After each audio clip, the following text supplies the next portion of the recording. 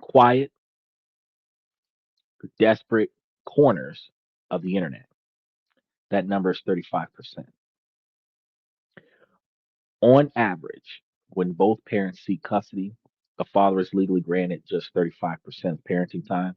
And this isn't just a number. And look, let's think about 35% really quick because 4 quarters in a year, 25% is 3 months. 35% is 3 months and a few nights and weekends in addition to that. So basically, dad gets the summertime and then Friday through Sunday for the rest of the year. That's it. That's pretty deep. And while this isn't just a number, this is the engine that can power a silent epidemic that is parental alienation. It's the exact amount of time that can create a perfect environment for one parent to gradually and systematically erase the other parent from the child's life. It's the difference between being a parent and being a visitor. This is a look at the shocking data and the very real pain and the systemic issues that allow fathers to be pushed out of their children's lives. And more importantly, this is about what you can do to fight back about it. So I want you guys to hang out with us today because we're going to be covering a lot of stuff. But let's be clear from the start that 35% figure, cited by sources like Custody Exchange, is a powerful symbol. But the reality on the ground is even more complex. It's not a single universal law. Truth is, parenting time for fathers varies dramatically from state to state. For example, some studies have shown the average of fathers in certain states in closer to a mere 26.4%. Some fathers don't get any. And at the same time, the national trend does show a slow but meaningful shift towards more equal 50-50 shared parenting arrangements, but it's far, far away from reasonably equal. But for the fathers that are actually living this, those national trends feel worlds away. They lived experience after experience that is one of being sidelined, completely cut out of the child's life, and ultimately used as just a second source of income. That 35% or 25% or whatever your number is, far below 25%, where some parents are getting less than 5 minutes a week on the phone, where they're not even doing an hour a year. It is that bad. Okay. It it isn't just a calculation of days. It's a fundamental redefinition of your role as a parent to the child's life. You go from tucking your child in every night to hoping for a good night call. You are no longer an active present parent. You are just considered the fun dad at best. And this limited time creates a vacuum. And into that vacuum, something deeply toxic can grow, which is that parental alienation. Parental alienation operates like a covert campaign that gradually replaces a child's natural bond with their biological father with fear, contempt, or indifference, or all of the above. It's a strategic and sometimes unconscious process of psychological manipulation designed to serve and sever the bond. And this isn't just a bitter ex saying a few nasty things, it's emotional abuse of the child and a profound psychological assault on the targeted dad. The tactics are insidious, often follow a predictable playbook. It often starts with character assassinations. The alienating parent constantly badmouths the father, calling him selfish, unsafe, uncaring, until the child starts to internalize this as a truth. Then it escalates to emotional blackmail and the loyalty test. The child is made to feel guilty for enjoying time with their dad, or they get in a lot of trouble with the people who have possession of them because they had a good time with their dad. And then there's the opposite, where they are rewarded for rejecting their fathers. They learn that loving one parent is a betrayal of the other. And they typically stick with the parent that they spend the most time with, which means the one that they spend the least time with ends up becoming the enemy. This is reinforced by withholding a uh, oh, also not only withholding, there's also the level of distorting information. For example, school events, medical updates, and milestones are hidden from the father. Then the child is told, see, he didn't show up because he doesn't care, rewriting reality in the child's mind. Soon, contact interference becomes routine. Visits are forgotten or deliberately canceled last minute because of any excuse under the sun. They might claim that the child is sick, or they just don't have the time to benefit the engagement. Calls go unanswered or they're monitored, making the dad appear either intrusive or disinterested. One 2024 study identified 8 distinct alienation strategies, including these patterns of false accusations and visitation sabotage. Finally, the alienator works on rewriting the history. Positive memories with dad are minimized or mocked. He was never really there for you, is some of the things that they'll say, while minor mistakes are exaggerated into proof that he's dangerous. The alienator may even enlist others surrounding the child with a chorus of negative messages. It gets really serious. And if any of this sounds familiar, you need to hear this. Fellas, you are not going crazy. This is a recognized pattern of abuse that is incredibly difficult to prove and devastatingly effective. Men have been, and you got to think about this because a lot of men now in 2025 grew up without their fathers in the 80s, in the 70s, in the 90s. And we always blame the fathers because that's what we were taught by the mothers and the people who were pushing the fathers out of their lives.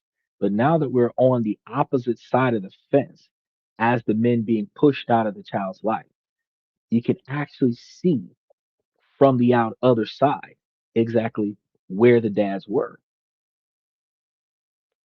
Some dads don't have that drive to continue to fight for decades to be in their child's life, or the child grows up without the father while the father continues to fight. It's crazy.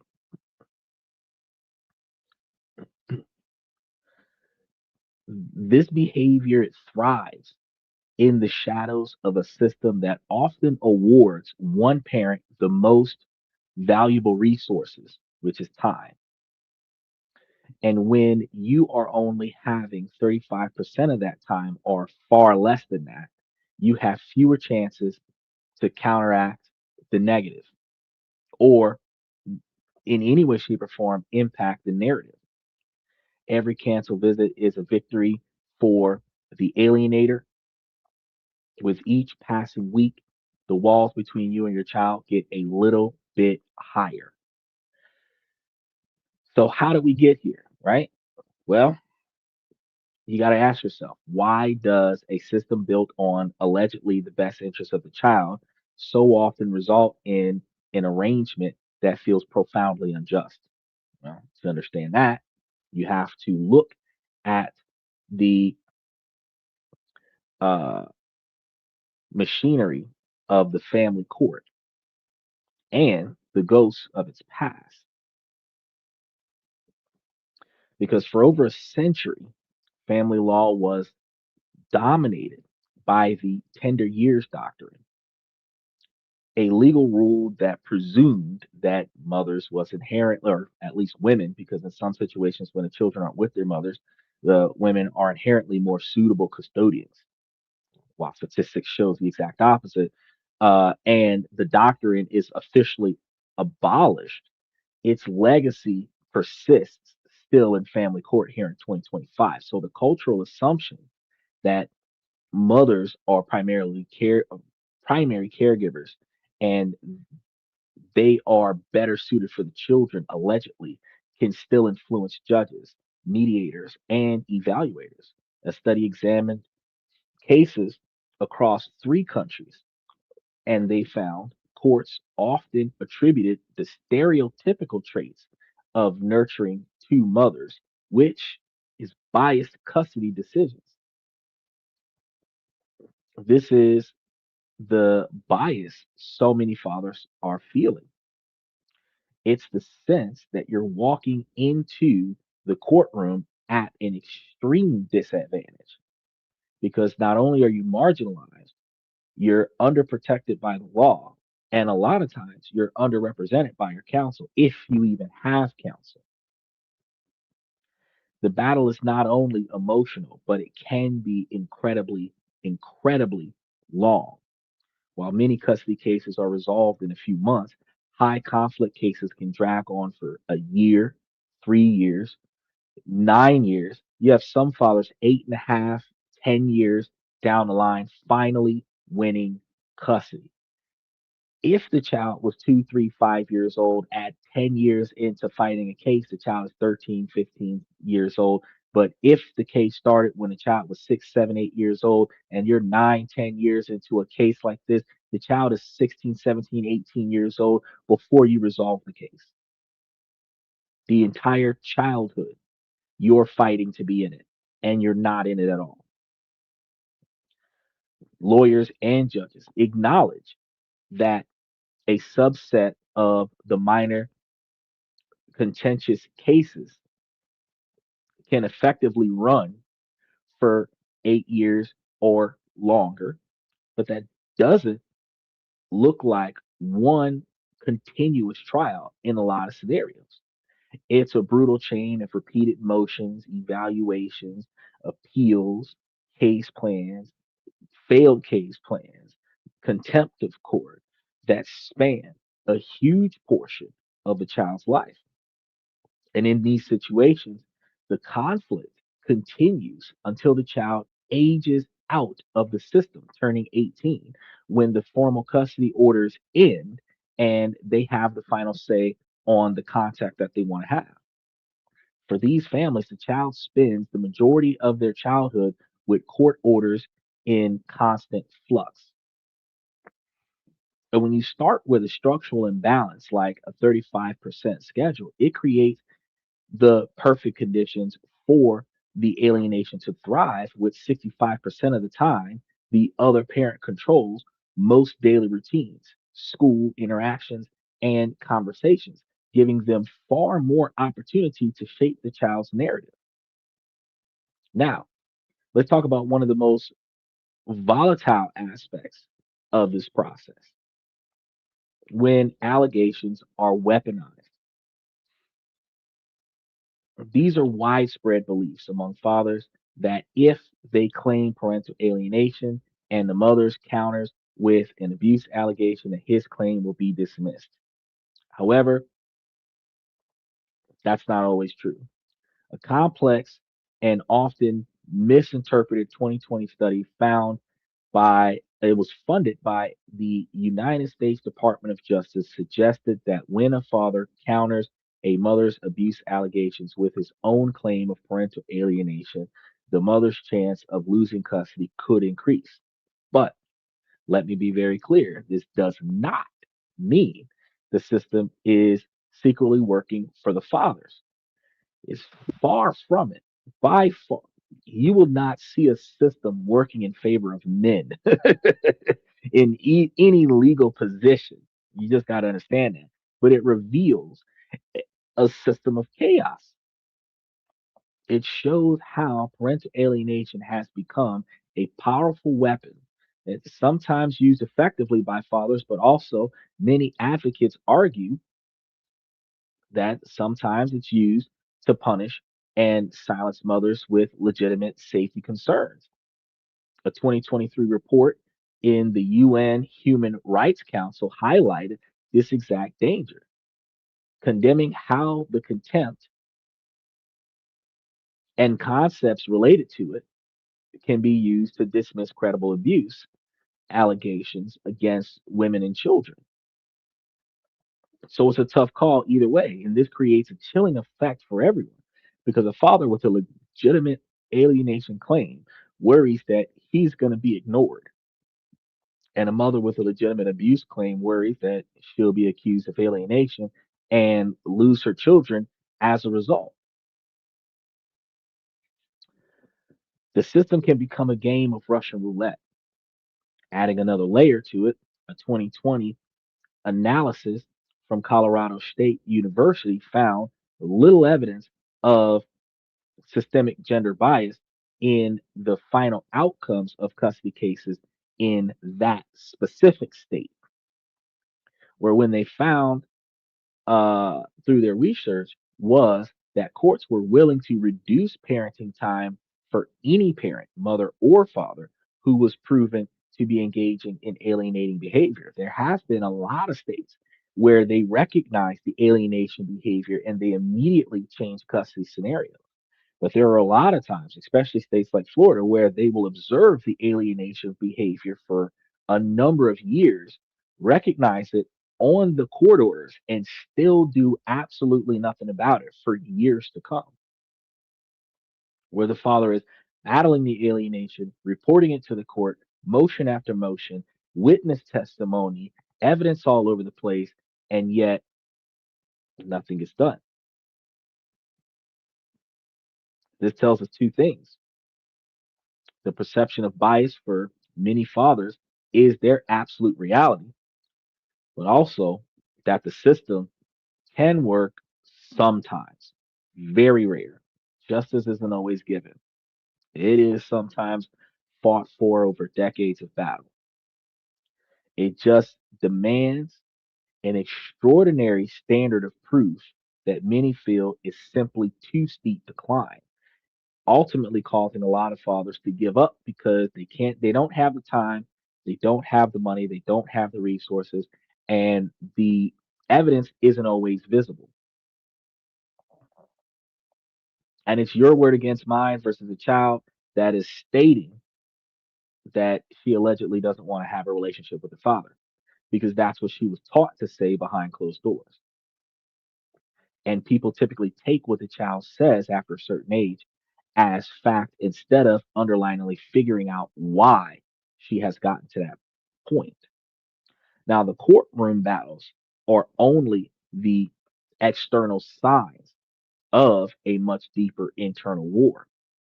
And the psychological toll of parental alienation is a profound and soul crushing trauma. For many alienated dads, the experience is like grieving a living child. And this is often described as a living bereavement or ambiguous loss. Your child is alive. You might see their pictures online, but they are emotionally gone to you with no clear path to repair. It's a unique and unending form of grief. The mental health consequences are severe. Being cast as unnecessary or dangerous to your own children can shatter your confidence and purpose, leading to an identity collapse. Fathers facing this report evaluated uh, a recognized elevated rates of clinical depression, anxiety, and PTSD. And some studies have found that a high percentage of alienated parents had considered or attempted suicide. And this is not the normal sadness of a divorce, it's the torment of having your identity as a loving father systematically dismantled in the mind of your child. You feel isolated, convinced no one will believe your story. And no matter how hard you fight, you continue to fight. You stay in the fight. The war is never over. But as devastating as this is for fathers, the real focus must always be on the child. For a child, being a pawn in an alienation campaign is a catastrophic form of emotional abuse. So imagine being taught to hate a parent that you once loved. To cope with the internal conflict, the child must align with the alienating parent, suppressing all their positive memories and switching it off. Their love for their dad to survive the loyalty bind all has to go. They learn to parrot grievances in adult language, talking about events they can't possibly remember. They live in a constant state of anxiety, fearing they'll lose the alienating parent's love if they show any warmth to the targeted parent. The long term effects are heartbreaking because research shows children who experience parental alienation are at a much higher risk for psychological problems that can last a lifetime. They often suffer from low self esteem, depression, anxiety, and can have trouble forming trusting relationships later in life. They learn to see the world in black and white, where people are either all good or all bad. And some research shows the end point of this process is a staggering number of adolescents losing all contact with their fathers. And this isn't a child simply moving on, it's the final act of an eraser campaign, leaving the child with a blueprint for a lifetime of psychological struggles. And this all sounds bleak, but feeling hopeless is what the alienator is counting on. They want you to give up. It's time to shift your strategies. First, you have to shift your mindset because you are not a victim. You are an advocate. So, fellas, for especially all of you out there on the streets right now protesting about this, you are not a victim of circumstance. You are an advocate of hope. And while technically in your civil lawsuit, you are considered a victim, you and your child is considered a victim under the injuries of law, but you're also an advocate. You're not fighting against your ex or whoever has your child. You are fighting for your child to protect them from the emotional abuse. This is a rescue mission.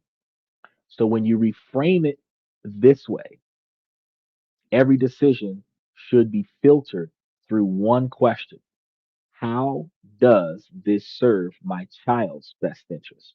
Not what you personally want, what you know to be in the best interest of your child, because you might personally want your child to live with you and you don't have the adequate conditions for that. But what you know is that the lifestyle that your child is living in is not good for her. And while you're working to change your life to be a little bit more conducive for her to be in, or him, if you have a son, you have to recognize that the child is still supposed to grow up in a safe environment. That's something that you have to do a lot of work for. Second, you need to become a relentless record keeper. The family court system runs on evidence, not emotions. So having verbal conversations with people isn't always good, especially if you can't record the calls. And you got to be careful about that as well. But when you're communicating, you want to communicate via email and you want to communicate via text message. So the conversation that y'all are freely having is clearly documented so that the evidence and the proof is there. And then you have to appropriately present it to the court. You need to build a mountain of credible proof, document everything, log every single interaction, every scheduled visit that was denied, and the reason that they gave you, if any. You want to save every manipulative text and email. Note down word for word any alienating phrases your child repeats. And if it's legal in your state, you want to make sure that you record the phone calls. After a conversation, send a follow up email through a court monitor app just to firm our call. You mentioned you couldn't make the exchange because your child Johnny is sick. Hope he feels better. Please let me know when you can reschedule. That type of message locks it in. But this creates a timestamp record. Remember the Colorado study? Courts do act when alienation is proven, but it takes them a while to act because they'll see some signs of alienation, but they may not see enough signs of alienation to take action, or they may not see enough signs of alienation to want to take action, especially if you've shifted through multiple judges over a number of years because the case just continues to linger. And you're in a situation where the new judge is picking up where the old judge left off and the case has already been destroyed. The new judge might not feel comfortable with changing the scenario, even though changing the scenario is by law what is supposed to happen. Life changing decisions, human beings don't really want to make those to change somebody else's life because what if this goes wrong? But this is the only way to prove what's going on in your situation. The third thing is the best interest of minor child standard. This is going to be your North Star, but it is also going to be a double edged sword because when you are in these cases, especially when state agents are involved, there is a large quantity of best interest of minor child statements that are used to undermine your rights as a parent. It prevents you from being the best parent that you can be. And then the fact that you are not able to be the best parent that you can be due to their negative interference, you will find yourself in situations where they will use your lack of action or your lack of success or the lack of visible evidence since they stopped you from performing to claim that you're not doing enough.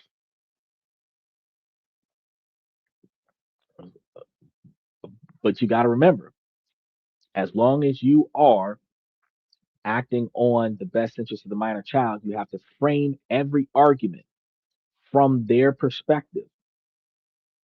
It is not a scenario where I deserve 50-50 because it's fair, because nobody gives a shit about if it's fair. It is my child deserves equal access to both loving parents for her healthy development, and the correct arrangement is actively harming her. This shifts the focus from a parental dispute to a child protection issue.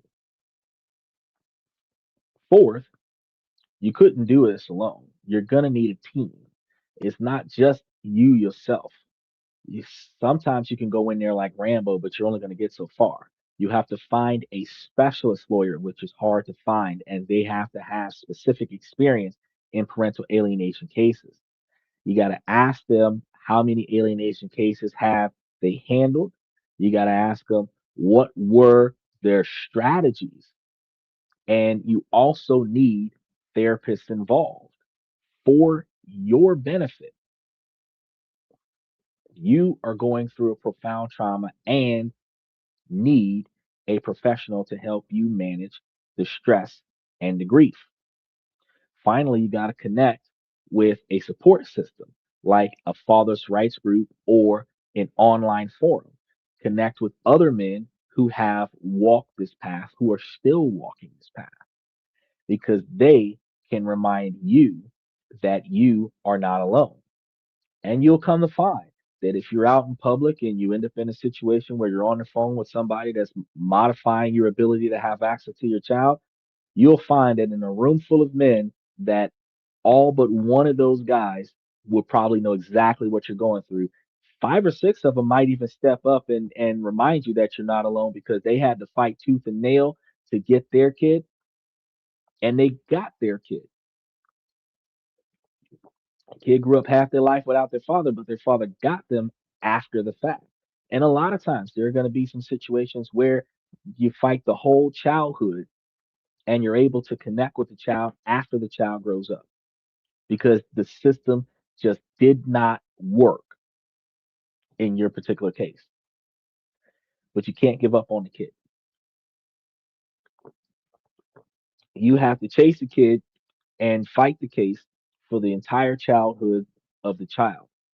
And then it is up for the child for you to have an open door policy so that if the child decides to come back and try to figure out what they were forced to give up on throughout their childhood, then you'll be able to bond with them later on in life. But you're losing out on 10, 20, 30 years. And if you survive that long, the life that the child missed out on because of the alienating parent, you're not making up for it, but you can at least move on after that with your adult children in some situations. This is an incredibly difficult journey. And if this is hitting home for you, please take a second and hit that like button right now. Mash those like buttons, mash those reaction buttons. It tells the algorithm that this is a conversation that needs to be heard. It helps this video find another father who might be out there right now feeling completely alone. And he needs to know that he isn't. Beyond your own fight, there is a bigger question. How do we fix the broken system? Individual court victories are essential, but true change requires a systemic overhaul. Okay. The single most impactful legislative change is making 50-50 equal shared parenting the presumption at the start of a custody case.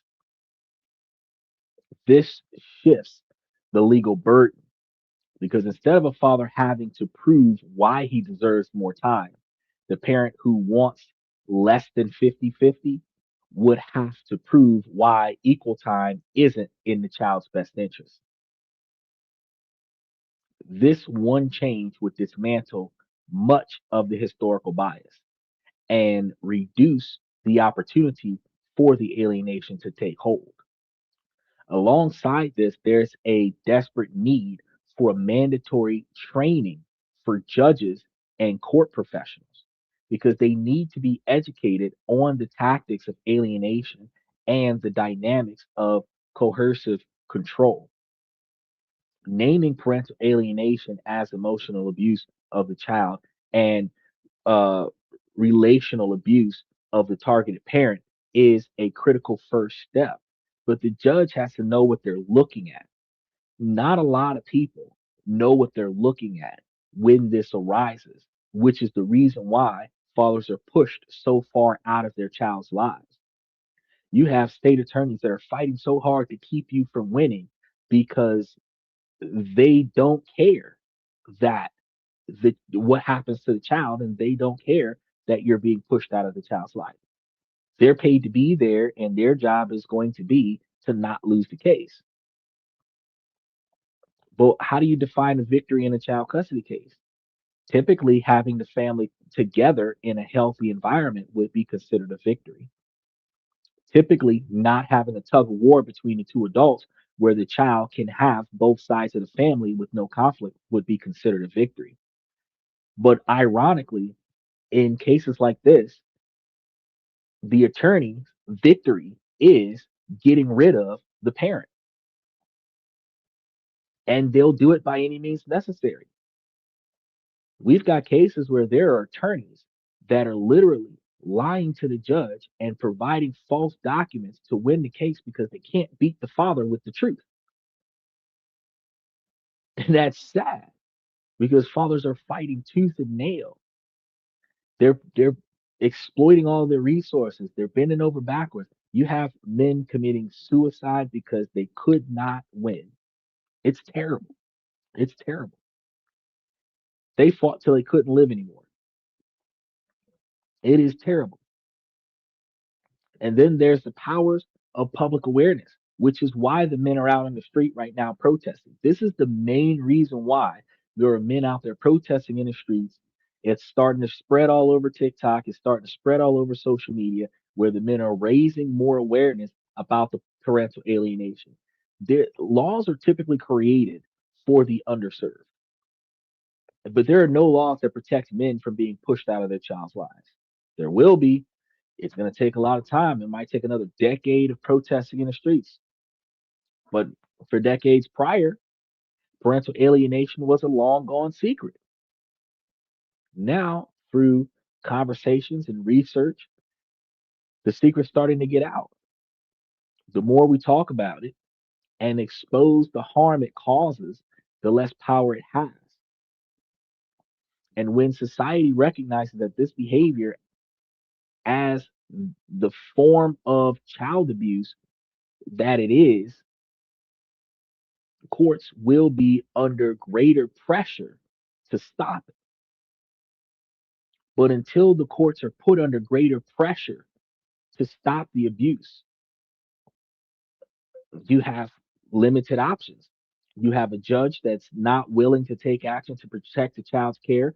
You have to build a sequence of evidence showing the judge full recognition that there are issues that needs to be addressed that the judge does not want to address, that is recognized as favoritism, and that the lack of action can be perceived as favoritism in a court when the lack of action is the full recognition of contempt or biased behavior that is driving the case, because no judge is supposed to allow any type of bias, race, religion, gender, or any kind of bias is supposed to be allowed to drive the outcome of the case. So if the case is being driven by bias of any kind, then that judge can be deemed unfit. You have to go through the motions, potentially with your attorney, to recuse that judge. But you have to make it clear that uh, the best interest of the minor child is that the child is protected, and the child has not been protected because she's been allowed with full knowledge of the court that the child is in an ongoingly abusive environment where you have multiple reports from multiple places that indicate this environment is not good for your child. You have to stick with it. And then if you can't get that judge to make a change, then you have to change judges. And in some cities, in some states, some court systems, you can change judges at least twice. But when a new judge walks on your case and they look at the devastation, they're going to be jaw dropped at what the heck is going on. Hopefully you win, but it's not always whether or not uh, it's not whether or not you win the case, because it's not over after the first case.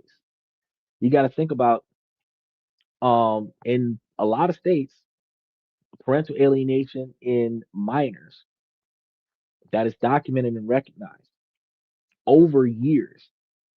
There's a statute that indicates that up to 7 years after the child's 18th birthday, you can take civil action in a federal court to get reparations for the last 18 years of injustice that you've encountered. Which means that even if your kid ages out of the system, you might have been fighting since your child was 5, 7, 9 years old, and you've been fighting the child's entire childhood, and you still got 2, 3 more years left of fighting because you walk out of the family court and then you're walking into the federal court. So that number, 35%, it isn't really about a number at all.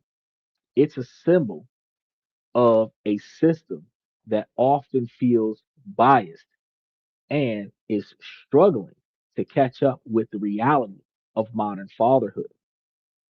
It's a symbol of the fertile ground where the poison of parental alienation can grow.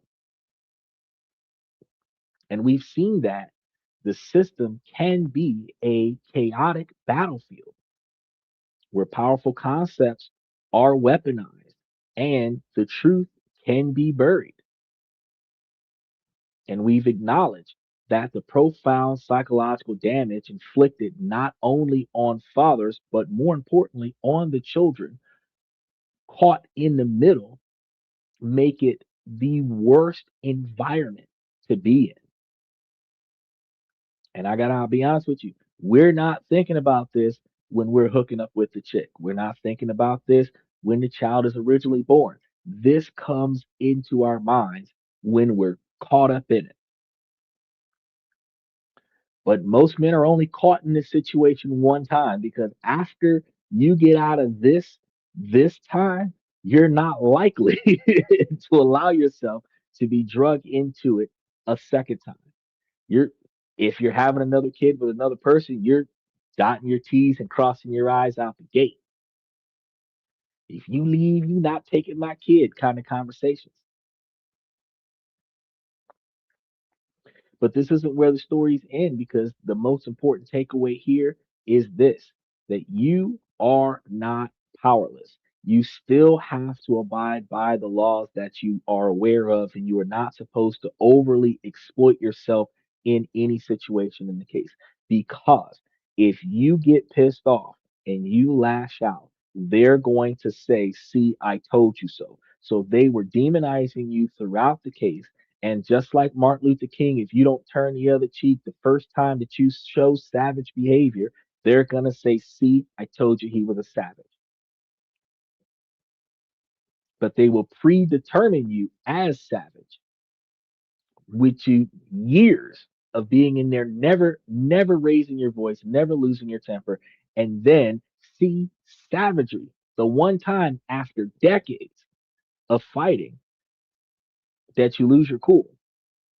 You cannot go over there thinking, well, I've got a court order. I should be able to do. No, you're going to have to bring the sheriff with you to serve that court order because if they don't come with you, you don't have witnesses. It's your word against the other person.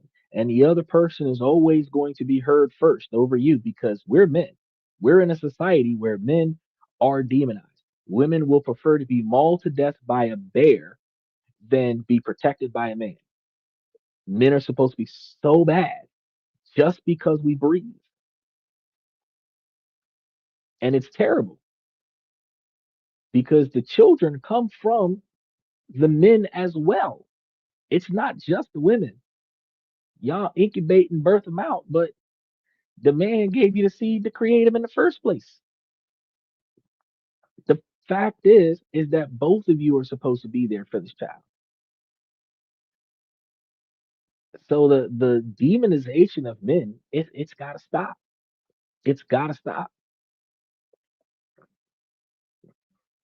by shifting your mindset from just simply being a victim of the system to being an advocate of the best interest of your child by becoming a meticulous documentarian and by framing your entire fight around your child's well being. Here's the thing a lot of people can bring up best interest of minor child arguments, even in a civil case, but the ones that don't make sense, that's the ones that can be proven as not in the child's best interest. Because if we're acting on the child's best interest, what you have to recognize is that everybody should be on the same page. Everybody should be on the same page. If everyone's not on the same page, somebody's not advocating for the best interest of the minor child, logically speaking. Because if it is in the child's best interest, then we should all agree on it. We might not agree on how it's done. We should agree that it should be done. If somebody disagrees that it should not be done, if they believe that it's not supposed to happen, that's the person that is not advocating for the best interest of the minor child. Sometimes it's not just a person, sometimes it's a group of people. And I can tell you something, fellas, with the increase in female judges, because remember, historically speaking, there were more male judges. I wasn't say 100%, but there were way more male judges when the ruling used to always be child with the mother or child with the woman. With more female judges, it's starting to become more balanced, and there's like 33% of the judges are female. But until that judge rules in your favor, you're in a courtroom where the judge is female, the attorneys against you are female, all of the court employees are female. Sometimes the bailiff is female. The only man in the room is you, and sometimes your attorney. And you can feel so far outnumbered and so far overwhelmed because you are the only man in the room that is protecting the best interest of the man in the room. You're the only man in the room standing up for the child, and everybody else is just working off bias. And I can tell you here in 2025, the fact that's still happening, it doesn't matter what race you are, you will feel the exact same way that minorities used to feel when we had white and color signs back in the 40s and 50s. You're the only one here that don't belong here, is how you're going to feel in this legal system. But you have to continue to advocate for your child's well-being. You have to go there. You have to show up. You can't miss a court date. You can't be late. You have to find a way to juggle working a full-time job so that you can show financial stability whenever they ask for it, but still be 100% available for the court. If you're working for somebody else, you have to get the cooperation from the employer to come up missing on random days so that you can show up for long hearings where nothing gets done. And then you go home empty handed every day, every year. Nothing changes, nothing improves. In fact, it erodes and gets worse until one day the silver lining hits. It's not just that your child is grown. Sometimes it happens before your child is grown that a judge finally takes action. And sometimes you got to replace the judge that won't take action so that you can have a judge that will take action. But when that action does happen, you finally get your constitutional rights protected minimalistically, and you might see massive changes. And once those massive changes occur, you might start seeing massive improvements. But if you quit,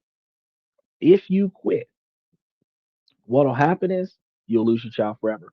Because at some level, no matter how bad your child talks to you, no matter how bad your child treats you, they don't want you to give up.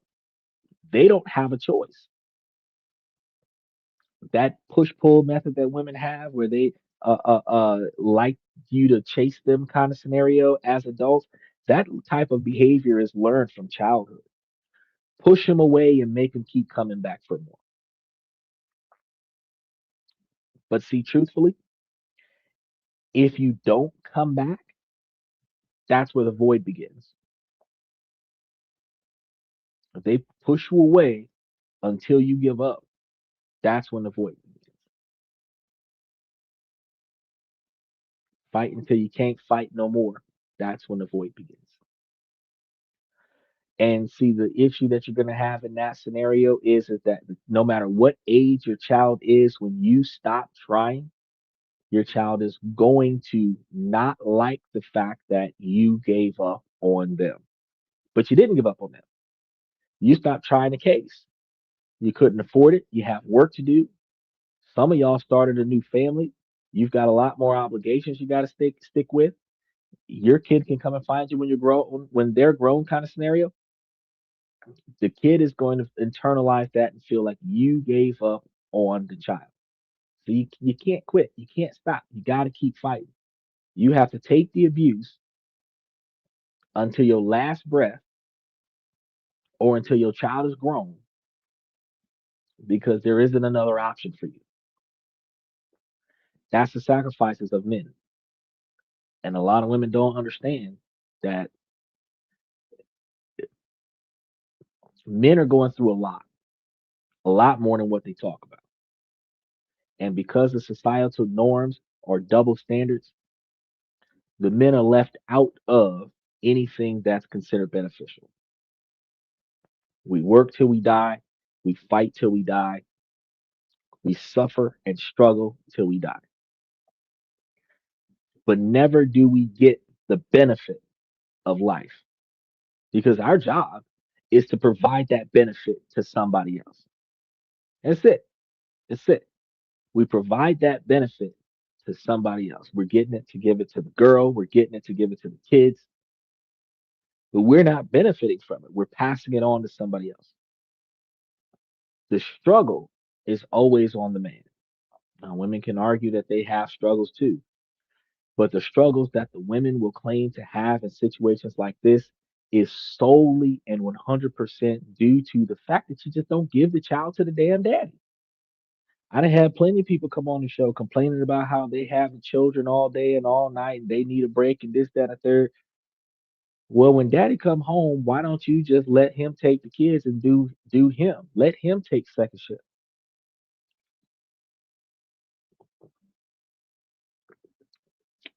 Nobody thinks about that. Women internalize it as their job to keep the kids. No, it's not. It's your choice. It's your choice. Because you can literally, the man wanted the children. So you can literally give it to him, let him deal with it. Y'all can live y'all best lives. Y'all can be uh mothers without children, like Jack Sparrow, captain without a ship, and y'all can just leave the children with the daddy. Statistics show that the kids will grow up a lot better. Not gonna lie. That's the statistics will show that.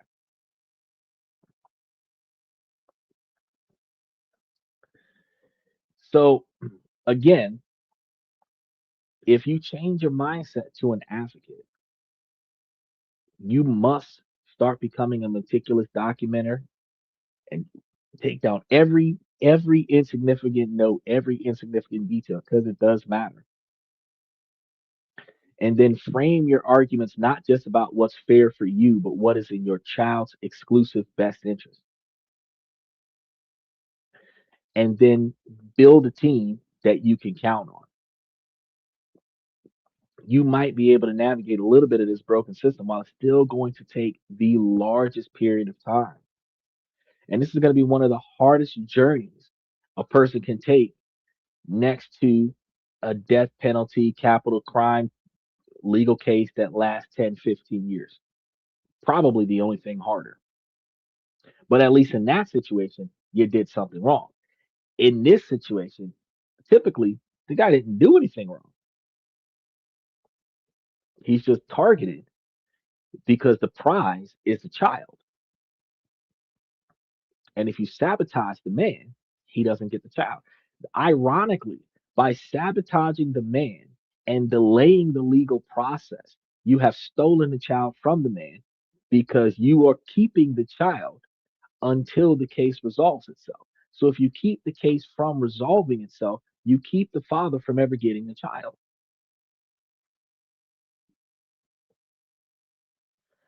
But you got to understand that this is going to be the thing in your life that will test you the most.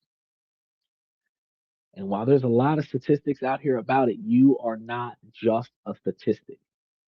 You are a father, and your child needs you, even if you don't have access to them, even if they've been manipulated to believe that they don't need you.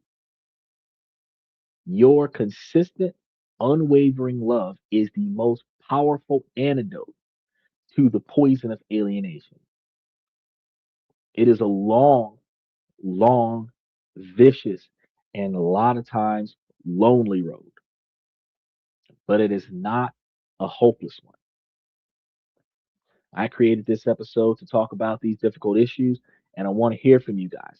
What has been your experience with family court systems? What is one piece of advice that you would give to a dad just starting this nightmare?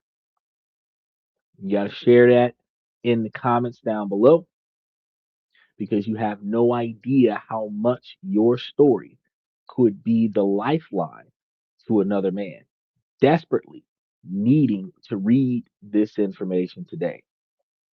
So please help another parent who is out there struggling and remind him that he is not alone. If you're going through the streets and you see another guy looking like he should have had his kid with him, or you hear him on the phone and he's yelling at his wife about his kid, linger there for a moment. And as soon as he gets off the phone, let him know you're not alone and keep up the good fight. Because if you want to keep arming yourself with the knowledge for this type of fight, you have to take it upon yourself to subscribe to the channel and hit some of those notification bells on some of these shows, especially if you're in the membership, because we be putting a lot of information into the membership. We are in this together, depending on your city, depending on your state, depending on your country. There are places to go, people to talk to, and this and that. We gather information. We will find the best place for you to go and some of the best places that you can communicate with individuals, whether it is father groups that you can vent with, therapists that you can talk to, because you would need uh, chronic PTSD and parental alienation therapy. Because chronic PTSD, CPSD is not just PTSD, because post traumatic stress is based off of a trauma that wasn't supposed to happen. But chronic PTSD is when you are re traumatizing yourself, self inflicted trauma. That's the complex PTSD. And then you need the parental alienation. So when you're dealing with a child that is re traumatizing herself, this is the complex part by self alienating after being taught to alienate her father. It is harder for you to build a relationship with that child because you, especially when you're in a system that is aiding in the alienation. It gets even worse because if you've got case managers and guardian ad litems in your case and they are aiding in the alienation, you are one out of an army. It's worse than 300. You are one dad out of millions of people that is setting a bad example to this child where those people are teaching the child that you don't matter. It's worse than Jesus crucified on the cross. You are being beat to death. You're in the child's entire childhood. She's watching it the entire childhood. You're being crucified the entire childhood. And you're taking it because if you give in, you've lost. But if you don't give up, if you endure, you'll still lose that time. And after a while of getting beat down, the child loses respect for you because she's taught that, or your son is taught that. But what can you do about it? What can you do about it? The only thing I can tell you to do for the moment is don't give up. Keep up the good fight. Do not spiral based off of the stress behind the situation. Don't start making bad choices. Don't start making extreme choices. Well, there's no one here. I might as well. None of that. Stay on your P's and Q's. Stay consistent. If they don't show up, you always show up. You make it a point to never miss a beat. People should be able to set their watch to your involvement. They should be able to guarantee that you can be counted on by the child because they can count on you to do what you have always done for the number of years that you've been in this. And hopefully, even if it has to happen after your child has grown up, hopefully you are in a position where your child realizes the long, hard fight that you fought. And hopefully that realization leads to an area where they appreciate and respect the fact that you never gave up on them. And hopefully they don't repeat history on either side of that fence. But I can tell you that in modern times, one of the biggest ways to make change in this society is going to be those class action lawsuits against the state for allowing this to happen. And I can tell you now that it is going to end up being a chain of class action lawsuits against the state because that's typically where the biggest change comes from. When the governmental powers have to start paying out in mass quantities for the deprivation of equal rights, that's when the biggest laws are written. So, and one of the hardest parts about those, I'm going to tell you this real quick. One of the hardest parts about those is that not everybody can afford to put the down payment on the lawsuit. But get one Al Sharpton, get one Jesse Jackson of family law that will put it down and start that chain reaction.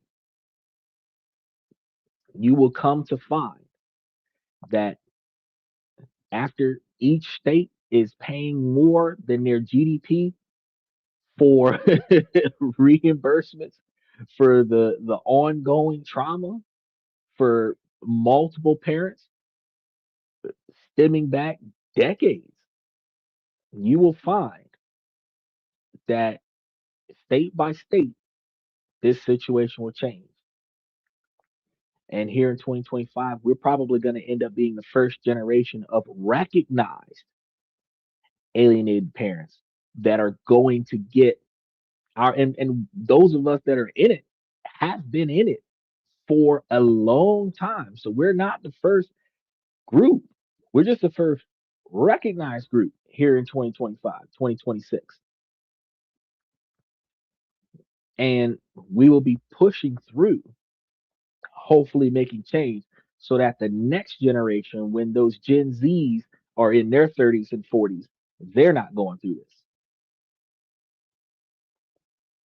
Because as we've covered on the show before, there's more than half of men in the modern era are looking forward to fatherhood.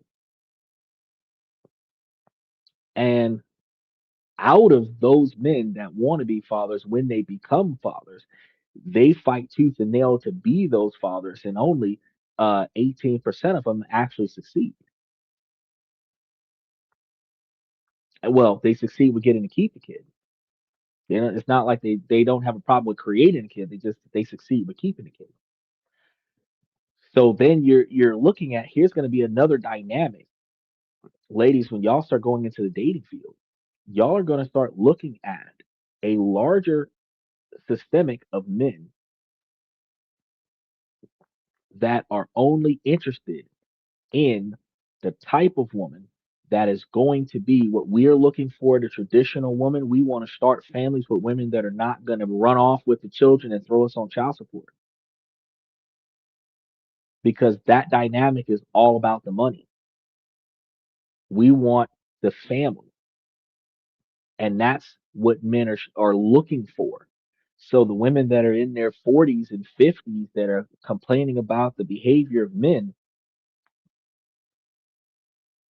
the man's behavior is changing because men want to be fathers. They want to build a legacy. They're not working until they die just so that they can entertain a bunch of whores. They want to start a family and they want to build a legacy with their own genetic structure, not somebody else's kids. While I believe that adoption should always occur, take a kid that doesn't have a family and give them one.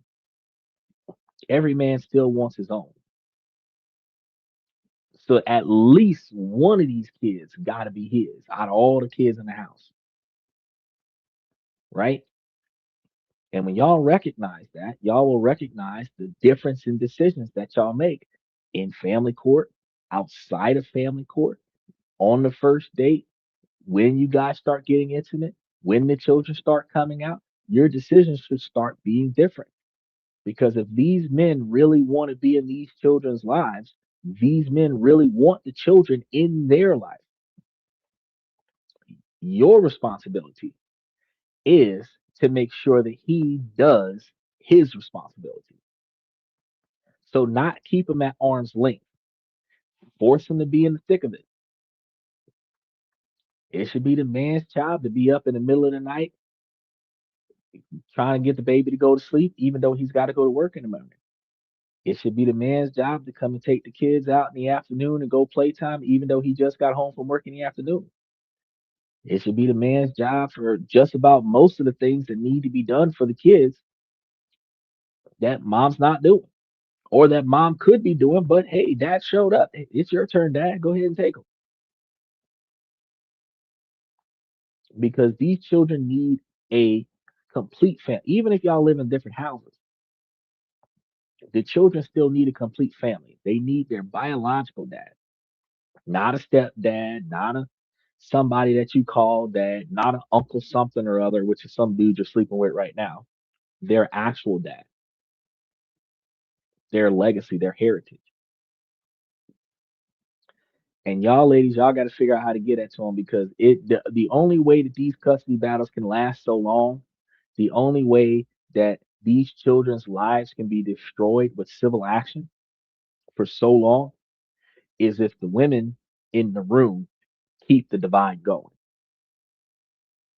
Because if y'all stop the divide and allow the men to be the men that they can be to the best of their ability in the child's life, whatever the man is capable of doing, he's going to do it. And whatever he's not capable of doing, that's where the line is drawn in the sand. But he is as involved as he is capable of being involved. And if he can be that PTA meeting, field trip parent, prom parent, school play parent, if he can be the leader of the PTA, that is what he should be doing. If he can be the parent that's after school specials, that is what he should be doing.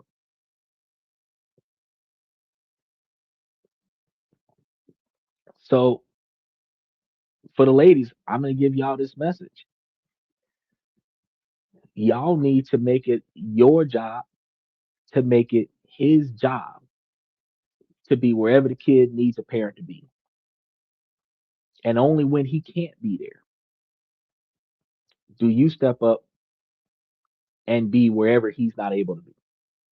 So that you can say, first and foremost, that you have never even accidentally discouraged your child from having a father.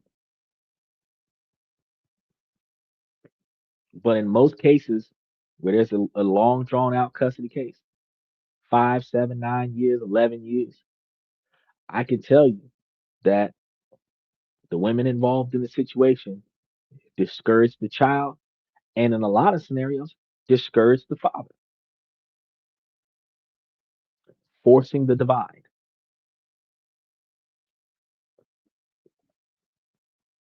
The men never give up. Like loyal dogs, they keep fighting for a family that doesn't even want them anymore. And you got to ask yourselves, why do y'all put men through this?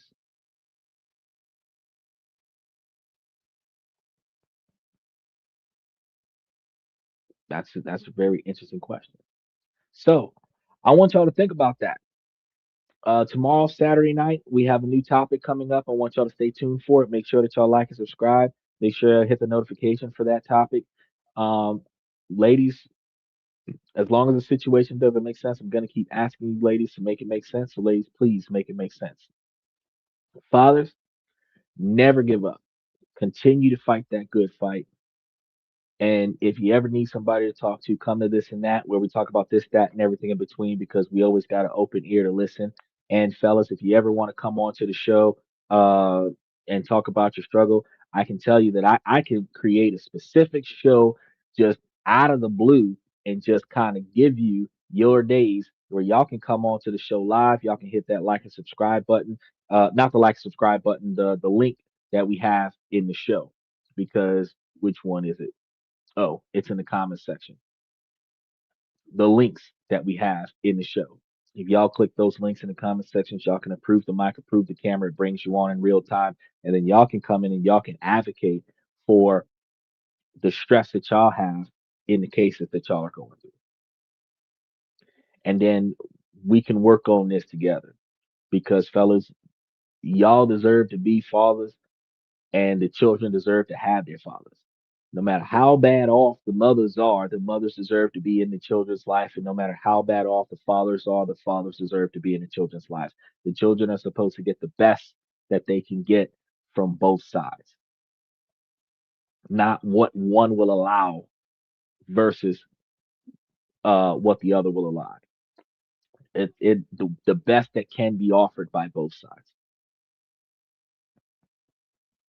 Now, one thing I can tell you before we wrap things up, fellas, in the court of law, when parental alienation is identified, you can have a motion for change of placement occur. You got to talk to legal counsel to get the details about it, but the way it works is the shorthanded identification of it is that when it is proven that the child has been conditioned to push away the father, the child is then ordered for a new environment. Sometimes it's a different placement, like a foster home or something to that effect, if they have not finalized placement with you. But other times it is placement with the targeted parent to close the case.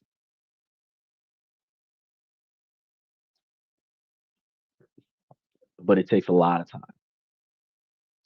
You can't give up because just when you could have won, you might have quit 3 weeks early and you missed your moment. So you got to stick with it. You got to keep reminding the judge that the judge has got to recognize this and the judge has to protect your child. You have to keep reminding the judge because if you don't continue to remind the judge, they'll paint a picture that you're in a completely different case than what you're already in. And you'll still end up losing, not because you lost the case as an adult. You're losing because you allowed your child to be in an abusive environment. They allowed your child to be in an abusive environment, and nobody's saving the children. So don't give up, fellas. With that being said, I want to thank you guys for coming to This and That.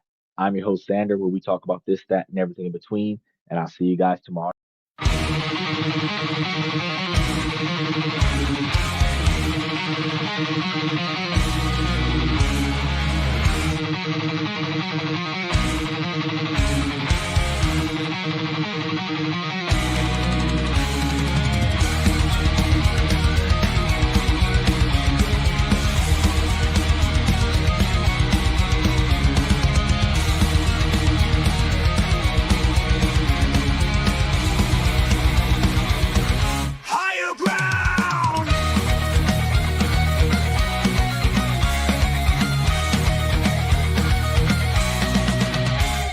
Chase validation, now I validate myself. Building inner strength, putting doubt upon the shelf. No more unnecessary drama, no more wasted time. Climbing higher, constantly making my own climb.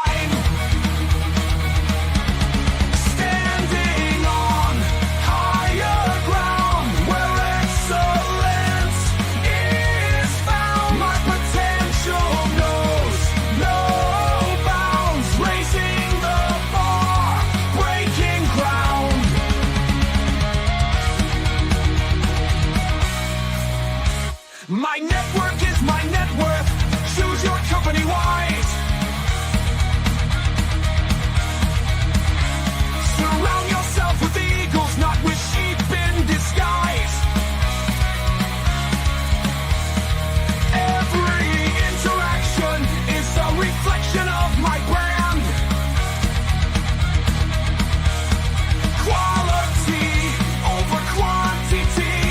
That's my personal command.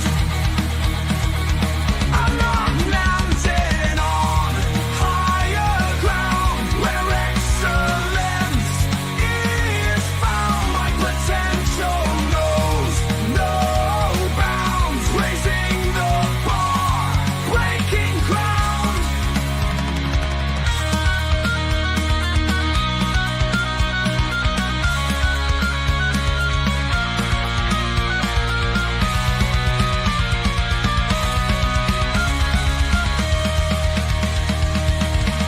I'm not just living, I'm manifesting my vision, cutting through limitations with surgical precision. My expectations are my compass, my respect is my shield to mediocrity and chaos. I will never